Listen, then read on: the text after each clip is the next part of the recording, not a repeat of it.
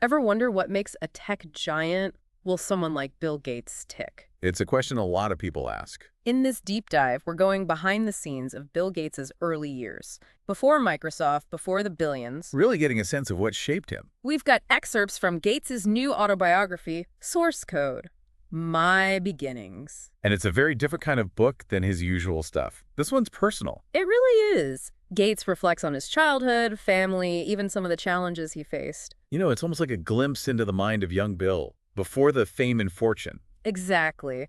And speaking of beginnings, Gates takes us back to his early fascination with computers.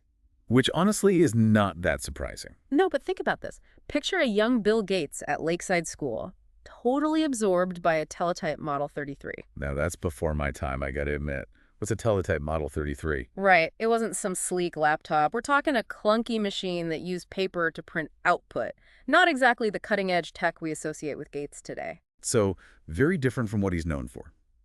But this is where it all started for him. Yeah. But it wasn't just the hardware that got him hooked, right? No.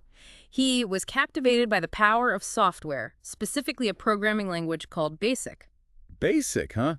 I vaguely remember that from, like, my intro to computer science class ages ago. Yeah. But for Gates, it was like a key that unlocked a whole new world. He talks about how BASIC allowed him to control the computer, make it do what he wanted. Not just, playing games or something. No, this was about creating, problem solving. And get this, he even rewrote the school's scheduling software. Really? Why would he do that? Apparently to be in classes with more girls. Oh, classic. That's a pretty clever use of his coding skills even back then. And it's more than just a funny anecdote. It really shows this early drive to use his technical skills in creative ways. You can totally see how that problem-solving mindset would later translate to his success with Microsoft. Right. He sees a system, figures out how to tweak it to his advantage, and just goes for it. Now, speaking of influences, Gates talks a lot about his family in the book. I was wondering about that. How much did they shape him, you think? Well, he describes his father, William H. Gates Sr., as this very disciplined lawyer. I bet that instilled a strong work ethic. Absolutely. But it's his mother, Mary Gates, who really brings another dimension to the story. In what way?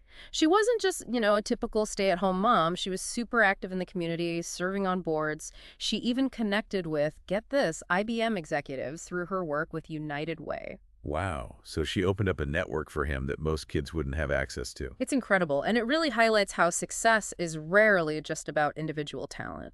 It's often about the support and opportunities that come from the people around you. Exactly. That combination of discipline from his father and those incredible connections fostered by his mother, it really set the stage. But it wasn't all, smooth sailing. Gates also reflects on losing a close friend during his childhood. Oh, wow. I didn't know about that. He doesn't dwell on it in the book, but you can sense the impact it had on him. That's got to shape your perspective, especially at a young age. Definitely adds this layer of depth to his story. It's a reminder that, even amidst all the excitement of technology and ambition, life can throw curveballs. Yeah. Even brilliant minds have to grapple with loss and hardship. Absolutely. So we've got this foundation, right? These early experiences that shaped young Bill. Now let's fast forward to a period that might surprise some people. Bill Gates at Harvard. Hold on. Bill Gates went to Harvard. I mean, I know he's brilliant, but still. Can you imagine him in a lecture hall, right? It's kind of hard to picture. So what was he studying? Pre-law, I guess. Well, he actually considered law, probably influenced by his father. But you can tell his heart wasn't really in it. I bet he was spending all his time in the computer lab. He talks about these intense coding sessions, almost like he was possessed. And then there's this pivotal moment, his encounter with the Altair 8800, one of the first personal computer kits. The Altair 8800, huh? It was like a light bulb went off in his mind. Okay, so I'm guessing this Altair wasn't like the computers we have today. Not even close. Think more like a boxy, unfinished contraption. But Gates saw something more. He saw the potential, what personal computers could become, and the crucial role software would play. So he was already thinking about the bigger picture. Yeah. Not just the hardware, but what you could do with these machines. It's like he was looking at the Model T of the computer world and already envisioning a future of Teslas and self-driving cars. And this realization leads to a decision that probably shocked a lot of people. He drops out of Harvard. Whoa, hold on. He dropped out of Harvard. Yep. It's got to be a tough decision, leaving one of the most prestigious schools in the world. You'd think so, right? But for Gates, it was about seizing a once-in-a-lifetime opportunity. He knew the window for shaping the future of software was small. So he was willing to take that risk. He bet on himself and his vision. And that's where we really see his determination and that unwavering confidence come into play. But we'll delve into the birth of Microsoft and those early challenges in part 2 of this deep dive. Welcome back to our deep dive into the early years of Bill Gates. When we left off, he had just made that crazy decision to leave Harvard. Ready to take on the world of software. Yeah, it's 1975, right? Yeah. And Gates, along with his partner Paul Allen, they're basically still kids at this point. Just a couple of guys with a big idea. They set up shop in this tiny office space, fueled by ambition, probably tons of coffee, and late-night coding sessions. This is where Microsoft is born. It really is a classic startup story. Yeah. So what was their first big break? They developed a basic interpreter for the Altair 8800. We talked about the Altair earlier, right? One of those early personal computers that was basically just a kit. Yeah, it needed software to actually make it do anything useful. And their basic interpreter was the key, like a translator for the computer. Exactly. It allowed people to communicate with the Altair using the basic language. It's like, imagine trying to have a conversation with someone who speaks a totally different language. You need a translator, right? Yeah, makes sense. So they were essentially building the tools that would allow people to actually use these early PCs, laying the groundwork for what would become, I mean, we know what it became, a software revolution. A huge revolution. But I imagine it wasn't all easy, right, those early days at Microsoft. Definitely not. Gates is very honest in the book about the challenges they faced. Limited resources, long hours. I mean, they were going up against huge established tech companies. Trying to convince them that software, not just the hardware, was the future. And it's interesting how that theme keeps coming up, right? Like with the school scheduling system, Gates is again seeing a system that he thinks needs changing and figuring out how to make his vision a reality. Seems like that's kind of a pattern with him. Yeah, and what's striking is this absolute conviction that software would be the dominant force in tech. They weren't just building a company, they were betting on a future most people couldn't even imagine. They were really ahead of their time. And that unwavering belief probably helped them through those early struggles. Oh, I bet. They had to be scrappy, negotiate with these industry giants, convince skeptical investors that this was a worthwhile idea. Can you imagine trying to pitch the idea of software as a major industry back then? People probably thought they were crazy. Now, speaking of the book itself, reading source code is not like reading a typical autobiography. How so? It feels more like you're having a casual conversation with, like, a younger Bill Gates. Really? So it's not like super formal or anything? No, it's got this really engaging conversational tone, even some humor sprinkled in. I like that. It makes it more relatable. And it feels very honest, you know? Like he's not afraid to poke fun at himself. He talks about being obsessed with coding, admits to some awkward social interactions, even acknowledges mistakes he made. That's refreshing. Makes him seem more human. It's not some polished PR version of his story. Yeah. You get the sense that it's the real deal. And critics seem to agree, you know? The book has been praised for this mix of personal anecdotes and technical stuff. So you get the personal side, but also the technical insights.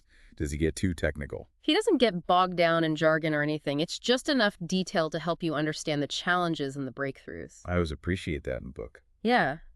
And for those who prefer listening, there's an audiobook version narrated by Gates himself. Oh, wow. I might have to check that out. Hearing it in his own voice would be pretty cool. I think so too. And one detail that really stood out to me is Gates' decision to donate all the proceeds from the book to United Way Worldwide.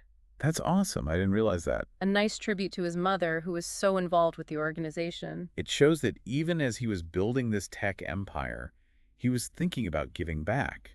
It's a side of him we don't always hear about. And that philanthropic spirit has obviously continued throughout his life. It's an important part of his story, for sure. So we've seen how a young Bill Gates, with his love for computers and support from his family, made that leap of faith, dropped out of Harvard, and launched Microsoft. And in those early days, facing all those obstacles and challenges, it was their unwavering belief in the power of software that helped them change the tech world. It's an incredible story, but there's even more to uncover. We'll be back with the final part of our deep dive, where we'll explore Gates' thoughts on the future of tech and some key lessons we can all learn from his journey. It's been quite a journey, hasn't it? From those early days with clunky computers to the rise of Microsoft, it's amazing to see how far Bill Gates has come. It really is. A fascinating look at the making of a tech icon. But as we wrap up this deep dive, I keep thinking, what's the takeaway for our listeners? What can we learn from Bill Gates' early years? That's a great question. I mean, we've uncovered a ton of insights, but how does it all connect? Why should this story matter to the average person? Well, for one, it's a powerful reminder that even the biggest names in tech, they all started somewhere. Bill Gates wasn't born a billionaire tech genius.